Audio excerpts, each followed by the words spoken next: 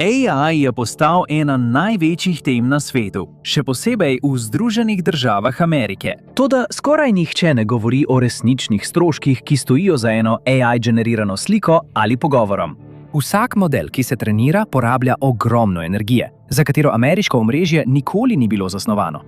In zdaj povpraševanje eksplodira. Združene države potrebujejo več električne energije kot kdajkoli prej. Poleg tega pa mora biti zanesljiva, čista in trajna. Vsaka zvezna država v Ameriki se trudi rešiti ta problem. A ena država ga je morda že rešila. Stalo je kar 35 milijard dolarjev in skoraj uničilo podjetje, ki ga je zgradilo. Danes najnovejši AI centri porabijo 1000 megavatov, kar je dovolj za napajanje manjšega mesta. In to je le ena stavba. Zdaj je po ZDA raztresenih več 10 takšnih kampusov za umetno inteligenco, še večji pa so že v gradnji. Do leta 2030 Ministrstvo za energijo pričakuje, da bodo podatkovni centri porabili 17% vse električne energije proizvedene v Združenih državah.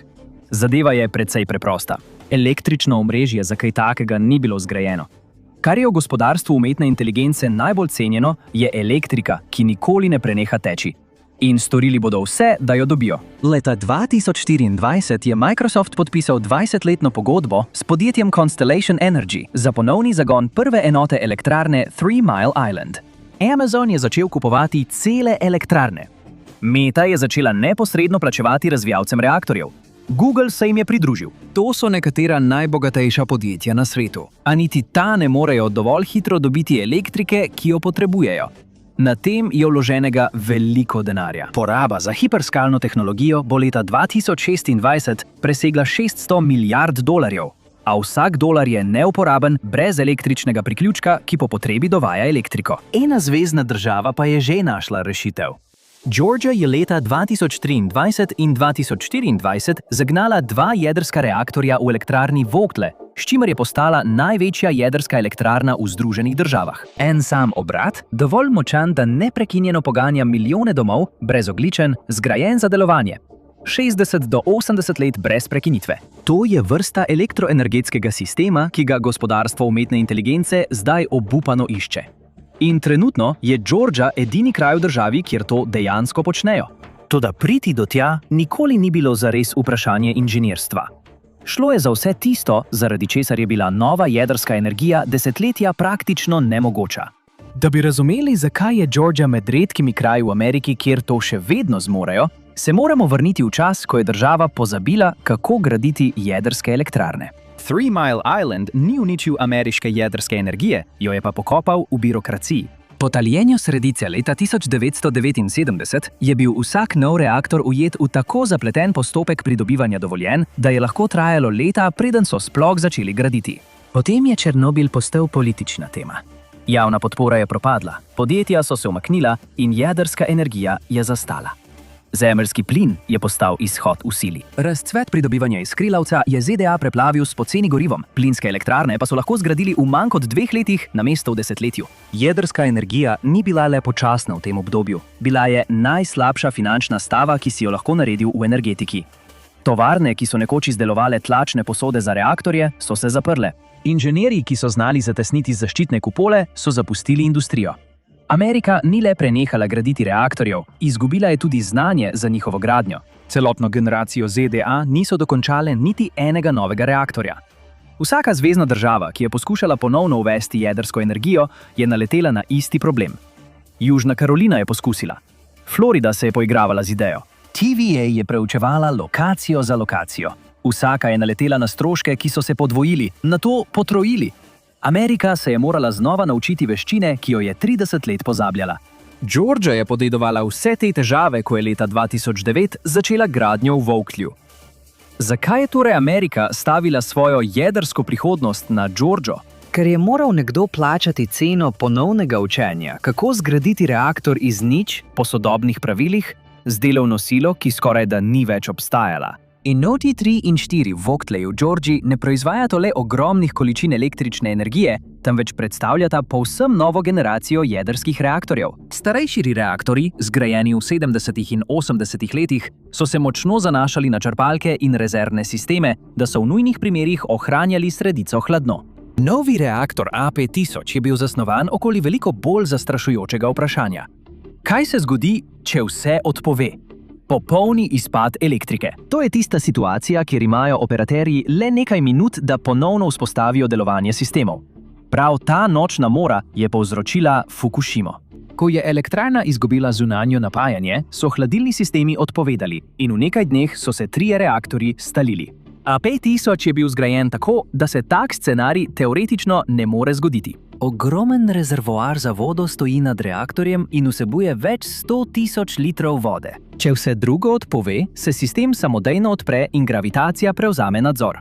Voda zalije sredico brez elektrike ali črpalk. Ko se toplota dviga, para zadene notranjost jeklene zaščitne lupine, se ohladi, kondenzira in ponovno pade nazaj. Ustvari se samovzdržen hladilni cikel, ki ga poganja izključno fizika. Ničesar ni treba vklopiti, ker je bil sistem zasnovan tako, da deluje brez kakršnegakoli vklapljanja.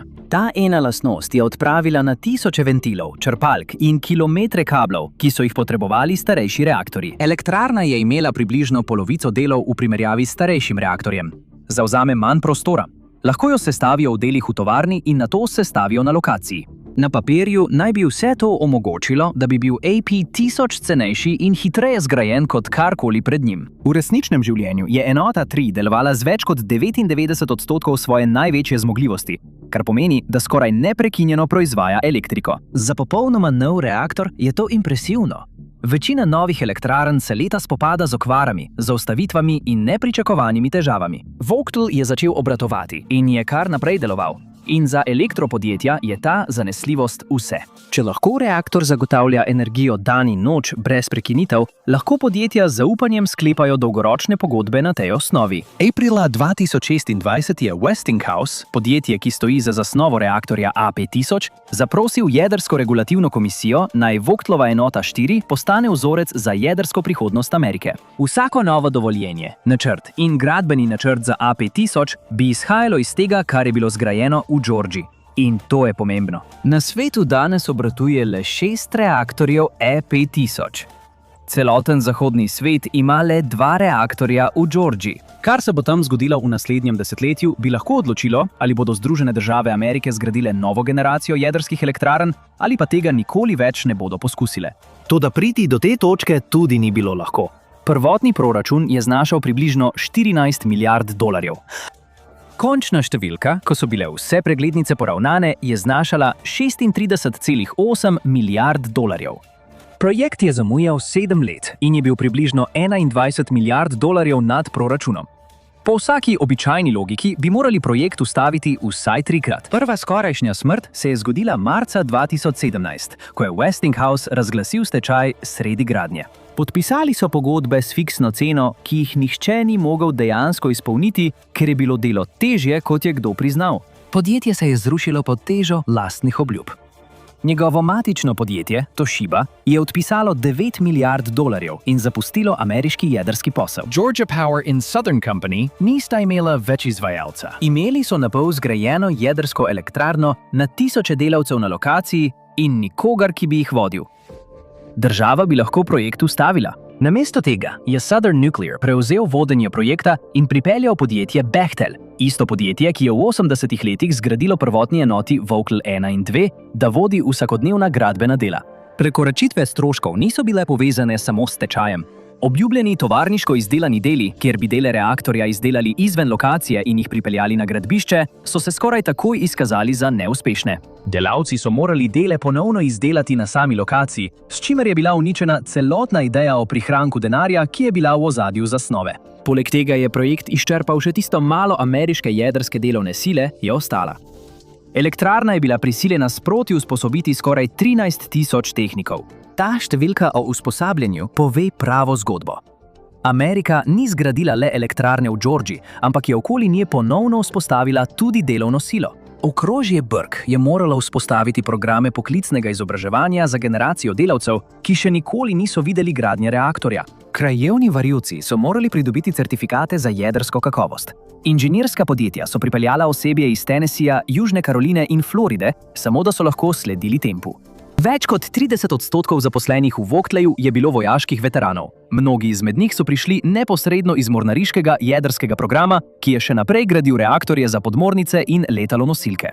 Vsak izmed teh delavcev zdaj to usposabljanje prenaša naprej na naslednji reaktor, ki ga bo Amerika poskušala zgraditi, kjerkoli bo že stal. Preden se je začela širitev Vogtleja, je bila okrožje Burke eno najrevnejših okrožij v Georgiji. Brezposelnost je bila večino 2000 let višja od državnega povprečja. Vse to se je spremenilo.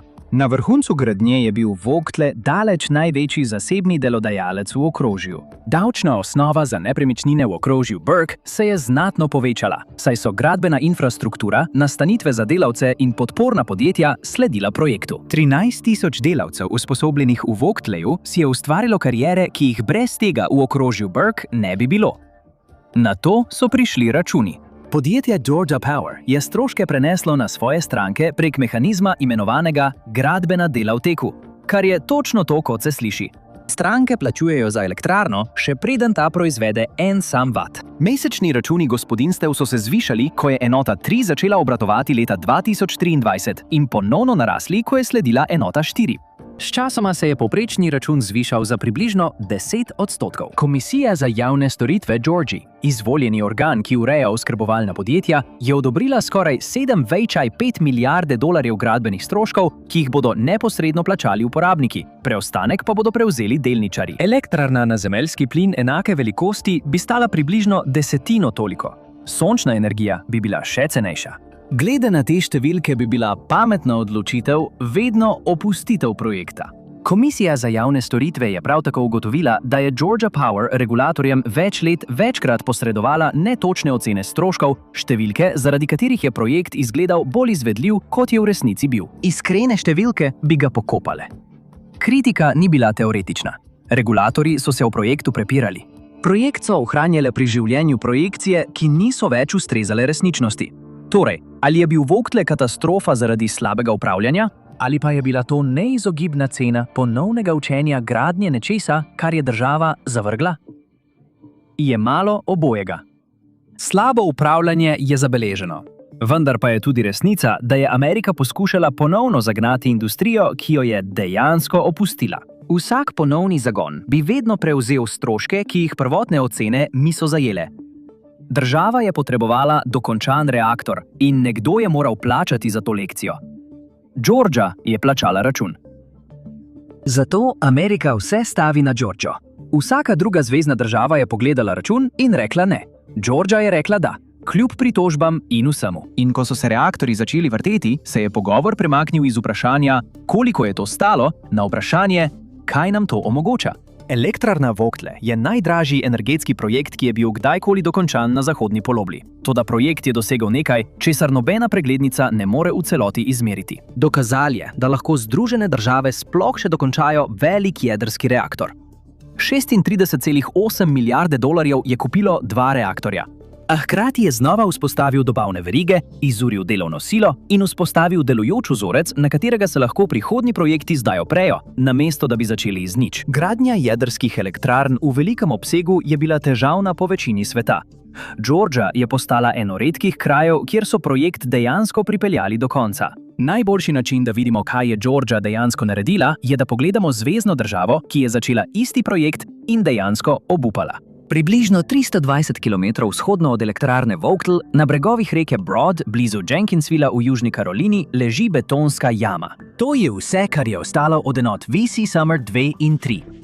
Južna Karolina je vanje vložila okoli 9 milijard dolarjev, preden je julija 2017 projekt ustavila. Podjetji, ki sta stali za projektom Scana in državno podjetje Santee Cooper, sta projekt odpovedali le nekaj mesecev po propadu podjetja Westinghouse. Reaktorji niso bili nikoli dokončani in gradbišče je bilo zapuščeno. Isti izvajalec, enaka zasnova reaktorja, stečaj je prizadel oba projekta na isti dan.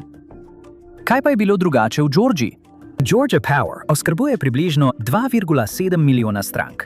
Scana, South Carolina Electric and Gas, je oskrbovala približno 700,000 strank, razdelila enak večmilijardni račun na 4-krat več plačnikov in tako je breme za gospodinjstvo postala politično preživljiva namesto usodna. Druga razlika je bila v tem, kako so bila pravila zapisana. Družbi Georgia Power je dovoljeno povrniti upravičene stroške gradnje od strank v sistemu, kjer ima Komisija za javne storitve skoraj popoln nadzor. Južna Karolina je imela na papirju podoben sistem, vendar so bila njena pravila glede tega, koliko se lahko zaračuna strankam, strožja. Ko je Westinghouse propadel, regulatorji Južne Karoline niso imeli politične zaščite, da bi nadaljevali.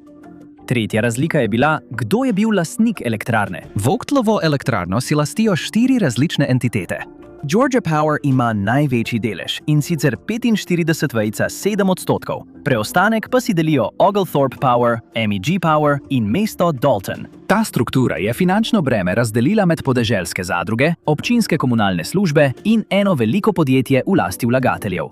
Tako noben posamezen igralec ni nosil celotnega tveganja.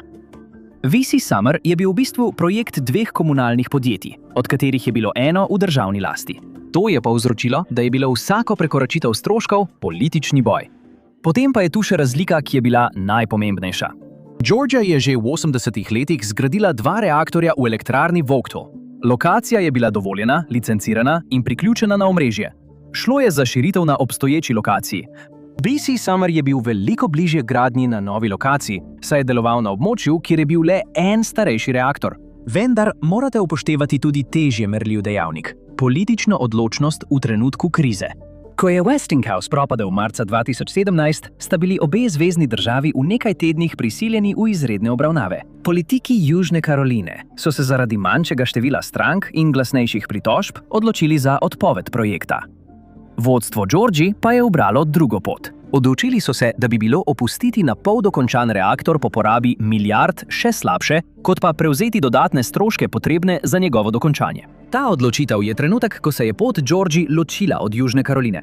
Zaradi te razlike nobeni drugi zvezni državi ni uspelo posnemati tega, kar je naredila Georgia. Stava na Georgijo je uspela, ker je bila Georgia strukturno edina zvezna država, kjer bi to lahko uspelo. Okrožje Brk je imelo eno prednost, ki ji nobena druga predlagana lokacija ni mogla konkurirati. Dovoljenja, vodne pravice in jedrska strokovnost izgradnje v 80-ih letih so bili že zagotovljeni. Ko je Georgia razširila Vogtle, vprašanje vode nikoli ni bilo ponovno odprto. Do boja za dovoljenja sploh ni prišlo. Vsaka druga država bi preživela leta na sodišču, preden bi sploh začeli graditi. Povezava med komunalnim podjetjem in vlado v Georgiji je tudi globlja kot v mnogih večjih politično bolj razdeljenih državah. Komisija za javne storitve se voli po vsej zvezni državi, kar je v preteklosti praviloma prineslo komisarje, ki so bili bolj pripravljeni podpreti dolgoročno širitev elektroenergetskih zmogljivosti. Poleg tega je zakonodajni organ dosledno krepil projekt s pomočjo davčnih pravil, zakonov o financiranju in politik, ki so omogočale povračilo stroškov že med samo gradnjo. Države z bolj razdrobljenimi regulativnimi sistemi bi se morale soočiti z leti dodatnega pravnega in političnega odpora, preden bi gradnja sploh dosegla to fazo. Primerjajte to s Kalifornijo ali New Yorkom. Obe imata jedrsko zgodovino. Diablo Canyon v Kaliforniji in Indian Point v New Yorku. Vendar sta danes obe bolj zaznamovani s pritiskom za zapiranje elektrarn, kot pa za gradnjo novih. Nobena od teh držav ne bi mogla gostiti Vogtleja. Obe kaznujeta energetska podjetja, če predlagajo prav takšen projekt, kot ga je izvedla Georgia. Illinois je bolj zapleten. Ima največjo jedrsko floto v državi z 11 reaktorji, vendar je bil vsak zgrajen, preden so se stroški gradnje v 80-ih letih močno povečali. Njegov deregulirani trg skoraj onemogoča novo jedrsko energijo. Energetska podjetja ne morejo zagotoviti dolgoročnih cen, ki bi omogočile povrnitev ogromnih začetnih stroškov. To je past. Deregulacija nagrajuje tisto, kar že obstaja, vendar blokira prihodnje projekte. Zato se širitev jedrske energije dogaja v reguliranih jugovzhodnih državah in ne v velikih jedrskih državah na severu. Le Georgia je imela pogoje, da je enega pripeljala do cilja. In to bo postalo še večje. Decembra 2025 je Georgia Power vložila načrt v vrednosti $16 milijard za izgradnjo dovolj novih zmogljivosti za proizvodnjo električne energije do leta 2031, da bi hkrati napajali več milijonov domov. Komisija za javne storitve je samo za ta predlog porabila skoraj 25 ur na javnih zaslišanjih. Načrt je bil oblikovan zaradi ene same kategorije strank, ki pred 5 leti še ni obstajala v pomembnem obsegu. Januarja 2025 je Amazon namenil dodatnih $11 milijard za gradnjo podatkovnih centrov v Georgiji. Ne gre za prihodnje namere, temveč za že vloženi kapital. V začetku istega leta je podjetje v tej zvezni državi kupilo ogromno zemljišča za gradnjo novih kampusov. In ni edino. Microsoft, Meta in Google imajo vsi pomembno prisotnost v Georgiji, z objekti na območju Atlante, ki porabijo več električne energije kot srednje velika industrijska obrata. Regija se je spremenila v hiperskalni grozd. Metin obrat v okrožju Newton to velikost jasno pokaže. En kampus, ki ga že širijo, porabi približno 500.000 galon vode na dan, kar je približno desetina dnevne porabe v okrožju, samo za podporo svoji računalniški obremenitvi. In tudi to ni več dovolj. Okrožje Newton zdaj pregleduje več novih predlogov, vključno s podatkovnimi centri, ki zahtevajo vodo in elektriko v še večjem obsegu. Vsak od teh projektov tekmuje za isto stvar. Elektriko, ki jo ameriško omrežje težko zagotavlja. Odločitev Komisije za javne storitve decembra 2025 je tista, ki je omogočila širitev. Georgia Power se je zavezala k izgradnji ogromne nove električne zmogljivosti, posebej za prihajajoče potrebe industrije in podatkovnih centrov. Ključno je, da je podjetje pristalo, da bo samo prevzelo velik del finančnega tveganja, če nekateri projekti ne bi bili uresničeni. Ta zaveza spremeni izračun tveganja za vsako podjetje, ki se odloča, kje bo gradilo naslednji obrat. Komunalna podjetja ne tvegajo milijard, razen če že vedo, da povpraševanje prihaja. Kar pomeni, da je razcvet umetne inteligence in podatkovnih centrov, ki prihaja v Georgijo, verjetno precej večji, kot je bilo do zdaj javno objavljeno. Atlanta ima že zdaj eno najboljših optičnih povezav v državi, zahvaljujoč svoji telekomunikacijski zgodovini. Zemljišče zunaj mesta je še vedno razmeroma dostopno. Podnebje pomaga zmanjšati stroške hlajenja, vendar je največja prednost električna energija. Georgia lahko ponudi velike količine zanesljive, vedno dostopne električne energije, ki jo zagotavlja največja jedrska elektrarna v državi. Georgia zdaj pripravlja tarife za velike porabnike, pravila, ki določajo, kako podatkovni centri kot odjemalci kupujejo elektriko na načine, ki omogočajo hiperskaliranim podjetjem, da si zagotovijo namensko čisto proizvodnjo skupaj z elektriko iz omrežja. Ta ureditev dejansko omogoča podjetjem, kot sta Microsoft ali Amazon, da se neposredno priključijo na jedrsko energijo, ki jo je Georgia pravkar zgradila. In tukaj postane časovni okvir nekoliko nenavaden. Enota Vogel 4 je začela komercialno obratovati aprila 2024. Poraba za gradnjo umetne inteligence je prav tisto leto naletela na zid rasti. Dve popolnoma ločeni časovnici. 15-letni gradbeni projekt in nenadzorovana rast računalništva umetne inteligence sta se srečali v istem obdobju. Georgia je ravno takrat končala edine nove ameriške reaktorje tega desetletja, ko so največja podjetja v državi ugotovila, da nikjer drugje ne morejo dobiti zanesljive elektrike. Druge zvezne države so prepozno ugotovile, kaj se dogaja. Virginia, zgodovinska prestolnica ameriških podatkovnih centrov, je dosegla mejo svojega omrežja, še preden je lahko dodala nove zmogljivosti za proizvodnjo elektrike. Texas s svojim neodvisnim omrežjem je postal magnet za podatkovne centre na zemeljski plin, vendar ne more ponuditi brezogljične osnovne energije. Arizona ima prostor in sonce, vendar nima zanesljive osnovne energije, ki bi jo podpirala čez noč. V severni Virginiji, največjem središču podatkovnih centrov na svetu, je PGM Interconnection moral začasno ustaviti preglede novih projektov, da bi odpravil zaostanek. Ko tehnološki velikan konča z birokracijo za priključitev novega kampusa na omrežje, je konkurent v drugi zvezni državi že zgradil in priključil 3. Prednost Georgiji je časovno omejena, vendar ima trenutno enega redkih, popolnoma delujočih, velikih, čistih osnovnih energetskih sistemov v Združenih državah. In konkurenca niso le druge zvezne države. Vsak mesec, ko država ne doda novih zanesljivih osnovnih virov energije, se hiperskalni AI kampusi bodisi gradijo drugje, vse pogosteje v tujini, ali pa se sploh ne zgradijo. Oba izida predajata AI gospodarstvo tistim, ki lahko zagotovijo energijo. Trenutno so to Saudska Arabija, Združeni arabski emirati in določene kitajske province. V Združenih arabskih emiratih so partnerstva kot sta G42 in Microsoft hitro izvedena, ker je energija dodeljena vnaprej prek državnih energetskih podjetij. Zemljišča so že rezervirana za podatkovne centre. Odobritve potekajo skozi enoten usklajen sistem. Povpraševanje po računalniški moči pa je pogosto zagotovljeno, še preden se gradnja sploh začne. To odpravi običajne zamude, ki upočasnjujejo gradnjo hiperskalnih centrov drugje. Vsak gigavat, ki ga Georgia zagotovi, je gigavat, ki ga te države ne morejo prodati ameriškim tehnološkim podjetjem, ki iščejo svoj prostor. Država, ki je preživela finančno agonijo, zdaj nadzoruje edini izdelek, ki ga celotno gospodarstvo umetne inteligence obupano želi kupiti. In zdaj vsako energetsko podjetje v državi spremlja, kaj se bo zgodilo naprej v Voglu. Ne, kaj se je zgodilo med gradnjo, ta zgodba je končana, ampak kaj se bo zgodilo med obratovanjem.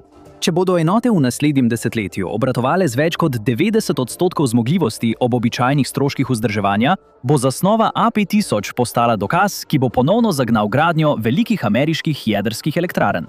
Če se zanesljivost zmanjša, če stroški goriva poskočijo ali se pojavijo večja popravila, se argumenti proti novim gradnjam dokončno utrdijo. Za zdaj so dokazi precej močni. Po podatkih Urada za posojilne programe Ministrstva za energijo je bila gradnja enote 4 dejansko za 30% cenejša kot gradnja enote 3, čeprav sta bili zgrajeni ena ob drugi. To dokazuje, da se je učenje dogajalo v realnem času. Ista delovna sila, ki je za izgradnjo prve enote potrebovala 15 let, je pri drugi enoti bistveno zmanjšala stroške in čas gradnje. PricewaterhouseCoopers je napovedal, da bi flota 10 novih reaktorjev A5000 lahko ustvarila skoraj 93 milijard dolarjev ameriške gospodarske proizvodnje. Podpirala bi tudi več 10.000 delovnih mest v več kot desetletju gradnje. In največja sprememba ne bi bila le ekonomska, temveč bi šlo za stroške. Ko industrija začne reaktorje graditi ponavljajoče, bi se stroški gradnje lahko zmanjšali za približno tretjino v primerjavi z Vogtle. Ali se bo ta izid uresničil, je ključno vprašanje za širitev jedrske energije v ZDA. Če bo naslednji AP1000 bistveno cenejši od stroškovne osnove Vogtle, bo jedrska energija postala konkurenčna plinu v večjem obsegu. Če ne, bo Vogtle postal zgornja meja namesto odskočne deske. Obstaja precedens za oba izida. Države, ki so gradile neprekinjeno, so bistveno znižale stroške. Države so naredile premor, so se soočale s stalno rastjo stroškov. Ključna spremenljivka je ponavljanje, ne samo zasnova. In ideja o več jedrskih reaktorjih ni več samo teorija. Westinghouse je napovedal načrte za več projektov A5000 v Združenih državah Amerike s cilji za začetek gradnje do leta 2030. Nov projekt AP1000 je že bil predlagan v Južni Karolini, na istem območju, ki je to tehnologijo prej opustilo. Tudi druge zvezne države iščejo različne jedrske poti. Majhne modularne reaktorje, napredne hitre reaktorje in programe ponovnega zagona za upokojene elektrarne. Uspeh Georgii je pogosto predstavljen kot zgodba o politični volji ene zvezne države. Finančna resničnost pa je veliko bolj zapletena. Projekt je preživel stečaj podjetja Westinghouse, deloma zato, ker je Ministrstvo za energijo leta 2014 izdalo zvezno jamstvo za posojilo v višini 8,3 milijarde dolarjev. Največje jamstvo za jedrsko posojilo v zgodovini Ministrstva za energijo. V zgodovini, ko se je projekt zaključil, je skupna izpostavljenost zveznega kredita narasla na približno 12 milijard dolarjev, saj se je obseg projekta povečal. Brez tega bi financiranje propadlo, ne glede na to, kaj bi se odločili politiki v Georgiji. Washington je stavil na to, da bo Georgia dokončala projekt. Georgia je poskrbela, da Washington ni izgubil. Vprašanje zdaj je, ali je mogoče naslednjih 10 reaktorjev A5000 financirati na enak način, ali pa se lahko zvezni program posojil dovolj hitro razširi, da bo sledil zahtevam industrije glede gradnje. Namesto enkratnih gradenj jedrskih elektrarn je zdaj strategija standardizacija in ponavljanje. Zvezni cilj je zdaj približno početveriti jedrske zmogljivosti do sredine stoletja. Te ravni ni mogoče doseči z individualnimi gradenjami. Odvisna je od ponovljive uporabe standardiziranih zasnov. Vogtle je prvi dokončan dokaz tega. Georgia je porabila 36,8 milijarde dolarjev in 2 desetletji političnega kapitala, da bi odgovorila na eno vprašanje. Ali lahko Amerika še vedno gradi jedrske elektrarne? Po stečajih, tožbah, regulativnih vojnah, uporih strank in delovni sili, ki so jo morali zgraditi iz nič, je odgovor da. Zelo drago. Komajda. In samo zato, ker je bila ena zvezna država strukturno zasnovana tako, da je lahko prenesla škodo, ki bi projekt kjerkoli drugje pokopala. Težje vprašanje je, kaj sledi. Vprašanje je, ali Vogtle predstavlja prelomnico, ki bo znižala prihodnje stroške zaradi ponavljanja, ali pa strukturno zgornjo mejo, ki določa, kako draga je postala gradnja jedrskih elektrarn. Reaktorji delujejo, znanje je obnovljeno, referenčna elektrarna je licencirana. Vsak večji trg z električno energijo v Združenih državah zdaj preizkuša svojo različico istega vprašanja, za odgovor na katero je Georgia že plačala. Naslednja faza industrijske energije se že odloča v realnem času. Država, ki je prevzela vse stroške, ki jih je projekt povzročil, je zdaj edina država, ki je v položaju, da izkoristi vse koristi, za katere je gospodarstvo umetne inteligence pripravljeno plačati. Dokončala je edini velik delujoč primer, ki ga imajo Združene države Amerike trenutno, kako sploh obnoviti jedrske zmogljivosti. Hvala, da ste se mi danes pridružili. Upam, da vam je bil video všeč. Če želite videti več takšnih videov, prosim, razmislite o tem, da se naročite in vklopite obvestila. To res veliko pomeni. Še enkrat hvala in se vidimo naslednjič v oddaji MapPack.